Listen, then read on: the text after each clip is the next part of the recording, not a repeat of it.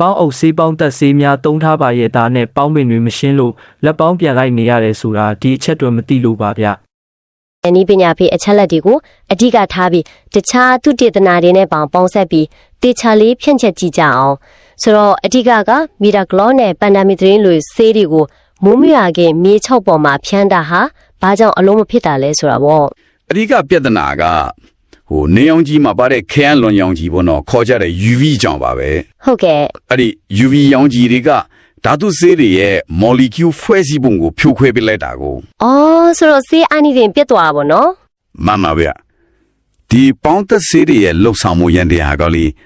အစိုးတက်ရှိမှသာမြေကြီးအမွန်နဲ့ပေါင်းဆက်ပြီးပေါင်းပင်နေမပေါင်းနိုင်တဲ့အကားကွယ်အလွာတစ်ခုကိုဖန်တီးပေးတာဖြစ်ပါတယ်ဒီနေရာမှာအတော်လေးစိတ်ဝင်စားဖို့ကောင်းတာကအဲ့ဒီမိုးရွာပြီး24နာရီအတွင်းဖြန်းဖို့အကြံပြုကြတဲ့အချက်ပါပဲအဲ့ဒီအချိန်ကွာဟချက်လေးကတိတ်အရေးကြီးတယ်ဗျနှမ်းစီလေးတွေကလေရေးတန်နဲ့ဘလောက်မြင်မဲ့နိုးထားလာတယ်ဆိုတာတကယ်အံ့တော်စရာပါဆိုလိုတာကချက်ချင်းအညော့ပေါက်တာလားဟုတ်တယ်ဗျာ48နာရီဆိုလိုတာကနေ့ရက်ကြော်သွားတာနဲ့မြေအောက်ကနှမ်းစီလေးတွေကအညော့လေးတွေစထွက်နေပါပြီနောက်ပြီးနေပြန်ပူလာရင်မြေကြီးကရေချောက်သွားပြီးအကွဲကြောင်းမိတွေဖြစ်လာတတ်တယ်နားလေပြီအဲ့ဒီချိန်ကျမှဆေးထွားဖျန်းရင်ဆေးရည်ကအဲ့ဒီမြေကြီးအကွဲကြောင်းတွေနဲ့တက်ဆင်အောက်မှာပေါက်ခါစားနှမ်းညောက်လေးတွေပေါ့တက်ရဲ့ကြပြီးဆေးလောင်သွားတာမျိုးဖြစ်မှာပေါ့သိကြတယ်ဗျာအဲ့ဒါကြောင့်မြေကွဲကြောင်းပေါ်ချိန်မှာလုံးဝမဖျန်းရဘူးလို့တတိပေးတာပါဒါဆိုအဲ့ဒီမိုးရေကမြေကြီးပေါ်ကျသွားတဲ့ဘာဆက်ဖြစ်လဲဆိုတာကစကားပြောလာပြန်ပြီပေါ့အညာဒေထကတဲမြေဆိုရင်ပိုတောင်ဆိုးသေးတယ်မဟုတ်လားသိကြတာပေါ့ဗျာ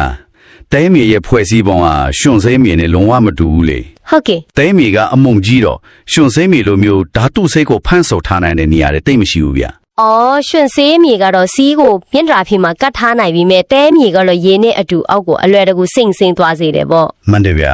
ဒါကြောင့်ဆေးဖြန်းပြီးချင်းမိုးအရန်ကြီးတွားရင်အဲ့ဒီဆေးတွေကတဲမြေထဲကိုဖြတ်ပြီးအောက်မှာရှိတဲ့နန်းစေလေးတွေစီတိုက်ရိုက်ရောက်တွားတတ်တယ်